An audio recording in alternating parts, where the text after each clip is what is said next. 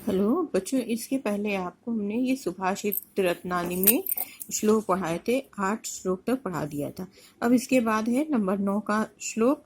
सहसा विदित न क्रियाम विवेका परमाम पदाम पदम वृणते ही विमृशकारिणम गुण लुब्धा समयो संपत्ता। अब यहाँ पर कहा जा रहा है, सहसा का अर्थ है अचानक। अचानक विदित न क्रियाम अविवेका, कि अचानक या सहसा बिना विचारे कोई भी कार्य नहीं करना चाहिए। क्रियाम अविवेका परम आपदाम पदम, कि क्रियाम अविवेका का मतलब बिना विचारे हुए किया गया कोई भी कार्य परम आपदा, परम आपत्तियों का स्थान होता है। ठीक है बच्चों, बात समझ में आ गई।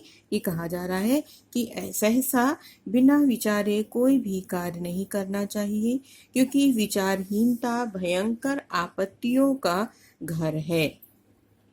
वृणते ही विमृशकारिणम गुणलुब्धा समयो संपदा। इसके बाद कहा गया है कि जो व्यक्ति खूब सोच विचार कर कार्य करता है, गुण लुब्धा समय, गुणों की लोभी लक्ष्मी स्वयं ही उसका वृणते का अर्थ होता है वर्ण करती है। कि जो व्यक्ति सोच विचार कर कार्य करता है तो गुणों पर रिझी हुई लक्ष्मी स्वतः उसका वरण करती है। बात समझ में आ गई। अब इसके बाद अगला है, वज्रादपि कठोराणि मृदून कुसुमादपि लोकोत्तराणाम चेतांसी को नु विज्ञातुम अर्हति।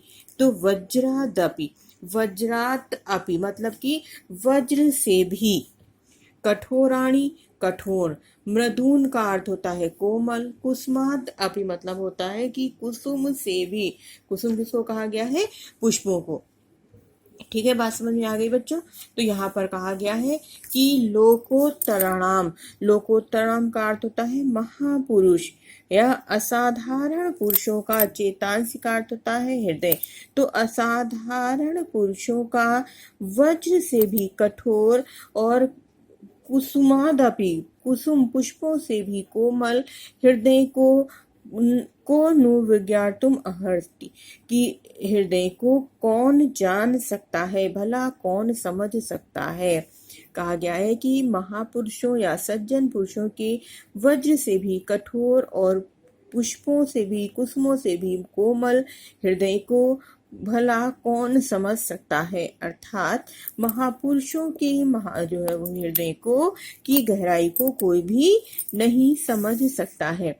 इसके बाद अगला श्लोक है कि प्रीणाति यः सुचरितये पितरं सा पुत्रो यद भर्तुरेव हितम् इच्छति तत्कलत्रं तन्मित्रम् आपादि सुखे च समक्रियं यद एतत् त्रयं जगति पुण्यकृतो लभन्ते।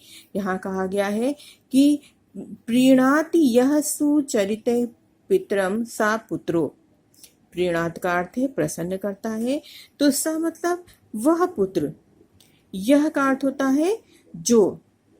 तो जो अपने अच्छे चरित्र से पिता को प्रसन्न करता है वह पुत्र।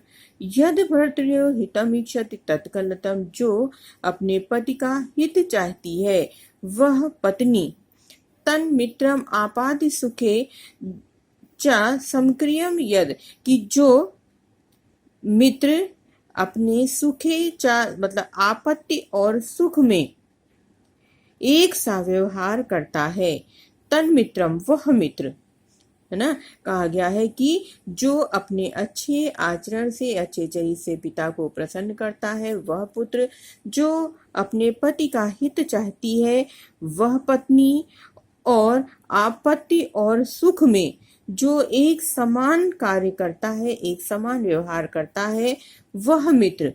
एतत्त्रय जगत पुण्यकृतो लभन्ते, यह तीनों संसार में पुण्यशाली जन ही प्राप्त करते हैं। बात समझ में आ गई कि अर्थात बड़े बड़े पुण्यों के फलस्वरूप ही ये तीनों प्राप्त होते हैं।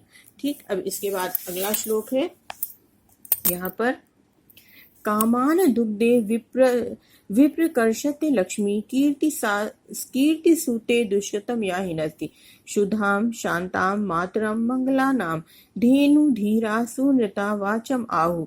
यहाँ पर कहा गया है कि कामान दुग्धे विप्रकर्षते लक्ष्मी, जो सुभाषित वाणी की बात कही गई है कि जो कामान का अर्थ है इच्छा, तो जो इच्छाओं को दुहती है, विप्रकर्षते लक्ष्मी, और अलक्ष्मी मतलब दरिद्रता, तो जो इच्छाओं को दुहती है और दरिद्रता को दूर करती है, कीर्ति सूते, कीर्ति को जन्म देती है, दुष्कृतम या हिनस्ति, और जो पापों को नष्ट करती है, जो इच्छाओं को दुहती है, दरिद्रता को दूर करती है, कीर्ति को जन्म देती है, पापों को नष्ट करती है, पापों को दूर करती है, और शुद्धाम शांताम मातरम मंगलानाम, और जो शुद्ध शांत और मंगलों की माता है, कल्याणकारी है, मंगलों की माता है। धेनु धीरा सुनतम वाचम आहु, उस गाय को, धेनु मतलब गाय, उस गाय को धैर्यशाली लोगों ने, धैर्यवान लोगों ने सुभाषित वाणी कहा है। उस गाय को धैर्यवान लोगों ने सुभाषित वाणी कहा है। बात समझ में आ गई यहाँ पर। इसके बाद अगला है व्यतिश जति पदार्थानांतरः कोऽपि हेतु न खलु बहिरोपाधीन प्रीतिः संश्रियन्ते विकसत ही पतंगस्योदये पुंडरीकं द्रवति चा हिमर्ष वुद्गते चंद्रकांता। यहाँ पर कहा गया है अगले श्लोक में कि कोई आंतरिक कारण ही पदार्थों को आपस में मिलाता है। हेतु मतलब कारण, कोई आंतरिक कारण ही पदार्थों को आपस में मिलाता है। ना खलु बहिरूपाधीन प्रीतियः संशयः, प्रीति या प्रेम जो है वो निश्चय ही बाह्य कारणों पर आश्रित नहीं होता है। कोई आंतरिक कारण ही है जो प्रेम को, पदार्थों को आपस में मिलाता है। प्रेम निश्चय ही बाह्य कारणों पर आश्रित नहीं होता है। विकसत ही पतंगस्योदये पुंडरीकम, क्योंकि सूर्य, यहाँ पे बात बताई गई है कि उदाहरण से कि जैसे सूर्य के उदित होने पर ही कमल खिलता है, पुंडरी मतलब कमल के, सूर्य के उदय होने पर ही कमल, पतंगस्योदये पुंडरीकम, कमल खिलता है। द्रवति चा, जब सूर्य की किरणें पड़ती है तब कमल विकसित होता है, खिलता है। द्रवति चा हिमश उद्गति चंद्रकांता, और चंद्रमा के निकलने पर ही चंद्रकांत मणि पिघलती है। चंद्रमा के निकलने पर ही, चंद्रमा की किरणें पड़ने पर ही चंद्रकांत मणि द्रवित होती है। ठीक है, अब इसके बाद अगला है निंदतु नीति निपुणा यदि वा स्तुवन्तु लक्ष्मी समाविशतु गच्छतु वा यथेष्टम अद्य वा मरणमस्तु युगांतरे वा न्यायात् पथा प्रविचलन्ति पदम न धीरा। अब इस वाले श्लोक में कहा जा रहा है कि लोक नीति में कुशल लोग, चाहे नीति निपुणा, नीति में निपुण लोग है ना, लोक नीति में कुशल लोग चाहे निंदा करें या स्तुवन्तु या स्तुति करें, लक्ष्मी समाविशतु गच्छतु वा यथेष्टम, लक्ष्मी आए या स्वेच्छा अनुसार चली जाए, अद्य वा मरणमस्तु युगांतरे वा, आज ही मृत्यु हो या युगों के पश्चात हो, न्यायात् पथा प्रविचलन्ति, किंतु धैर्यशाली पुरुष न्याय के मार्ग से एक भी पग विचलित नहीं होते हैं।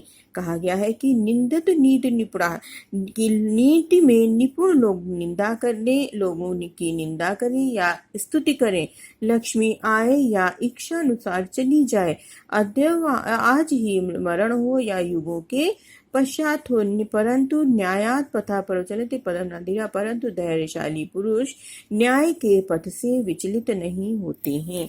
बात यहाँ तक समझ में आ गई। इसके बाद अगला है ऋषियो राक्षसी माहु वाचन उन्नृत्य दप्तयो सा योनि सर्वैराणाम साही लोकस निर्यति। अब यहाँ पर कहा गया है कि ऋषियों राक्षसी माहु, ऋषियों ने वाचन उन्मत्त द्रप्तयो, कि उन्मत्त और अहंकारी पुरुषों की वाणी को राक्षसी वाणी कहा है।